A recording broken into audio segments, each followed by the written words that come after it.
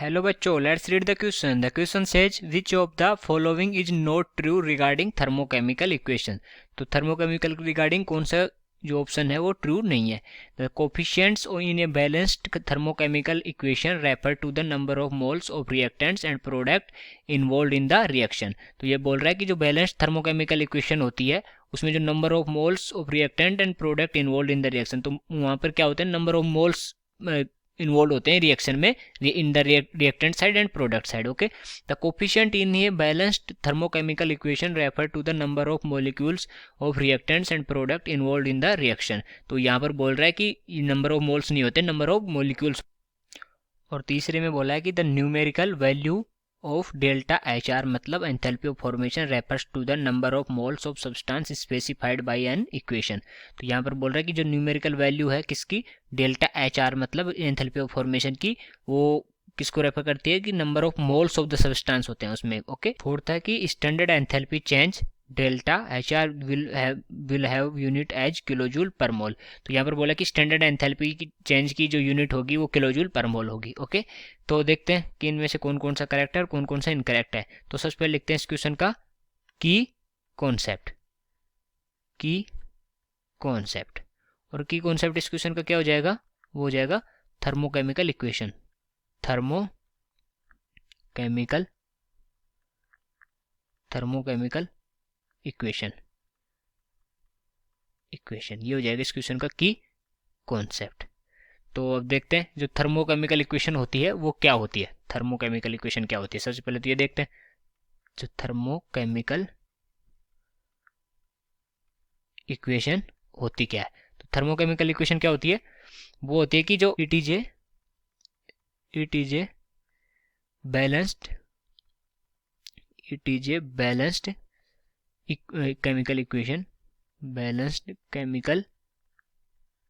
equation together with the value of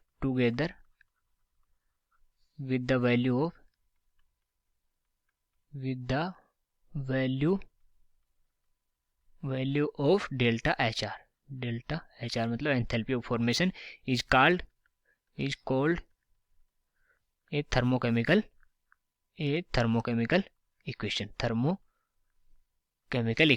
okay, तो thermochemical equation क्या होगी, जो बैलेंस्ड केमिकल इक्वेशन होनी चाहिए और उसके साथ उसकी जो डेल्टा एच आर की वैल्यू है, एंथैल्पी ऑफ फॉर्मेशन की वैल्यू भी गिवन होनी चाहिए. ओके, तो यहाँ पर कोई एक बैलेंस्ड इक्वेशन लिख लेते हैं. बैलेंस्ड इक्वेशन कोई लिख लेते हैं. तो अगर लिखना चाहें तो हाफ Fe2O3 और ये किस में होगा, सॉलिड में, प्लस ये हो जाएगा 3/2 गैस, और ये कन्वर्ट किस में होगी, Fe सॉलिड में, और प्लस कितना बन जाएगा 3/2 H2O लिक्विड. ओके, तो ये कैसे, जैसे Fe2O3 से क्या बना, Fe तो यहाँ हाफ था तो यहाँ पर Fe है तो यहाँ पर Fe आ गया. ओके, और 3/2 H2 था तो यहाँ पे 3/2 H2 आ गया. तो अपनी रिएक्शन क्या है, ये बैलेंस्ड केमिकल इक्वेशन है. ओके, तो ये थर्मोकेमिकल इक्वेशन भी होगी. तो इसके लिए अगर देखना चाहें तो ये जो 3/2 है, ओके, और ये 3/2 है और ये 1/2 है, ये किस चीज को शो करते हैं, ये क्या है, नंबर ऑफ मोल्स है. ओके, तो जो थर्मोकेमिकल इक्वेशन में जो ये कोफिशिएंट होते हैं सब्सटेंस के, वो क्या होते हैं, नंबर ऑफ मोल्स होते हैं.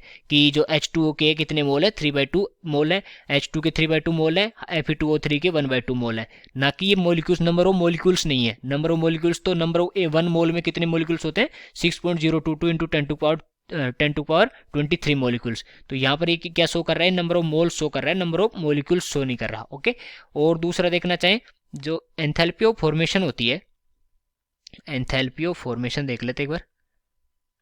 Enthalpy of formation, okay, for reaction लिख लेते हैं. Enthalpy of formation for reaction मतलब enthalpy change for the reaction. तो वो क्या होगी, वो होती है एंथैल्पी चेंज फॉर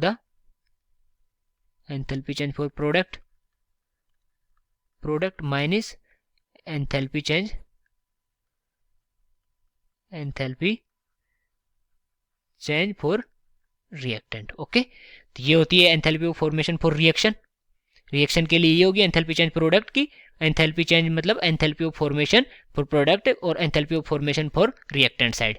तो यहाँ पर किसकी लिखेंगे, delta F H enthalpy of formation for F E plus delta F H मतलब enthalpy of formation for H2O। Okay, H2O। तो यहाँ पर क्या है, जो ये इसकी लिखेंगे तो इसके लिए जो 3/2 से इसको मल्टीप्लाई करेंगे क्योंकि इसकी 3/2 मोल है। ओके, 3/2 मोल है। ऐसे ही किसके लिखेंगे अपन, ऐसे ही अपन जो प्रोडक्ट रिएक्टेंट साइड के रिएक्टेंट साइड में लिखेंगे। तो अपने को ध्यान कहाँ देना है कि जो 3/2 है, तो जो enthalpy of formation for reaction होती है उसमें क्या लिखते हैं अपन, जो मोल्स है, मोल्स जो किसी सब्सटेंस के मोल्स हैं उनको इंक्लूड करते हैं। ओके, उनको इंक्लूड करते हैं। तो इसमें जो अपन बोल सकते हैं कि जो अपना थर्ड स्टेटमेंट था कि refers to number of moles of substance specified by an equation, तो नंबर ऑफ मोल्स इसमें नंबर ऑफ मोल्स इंक्लूड होते हैं। ओके, और जो स्टैंडर्ड एंथैल्पी चेंज देखे अपन, standard enthalpy change, standard enthalpy change. Okay, standard enthalpy change क्या होती है, वो होती है कि change in enthalpy when 1 mole of the substance, when change in enthalpy when 1 mole of substance, 1 mole of substance. Okay, when will in the standard state, in the standard state, standard state क्या होगी, 1 atm pressure and 298 K temperature in the standard state is formed from its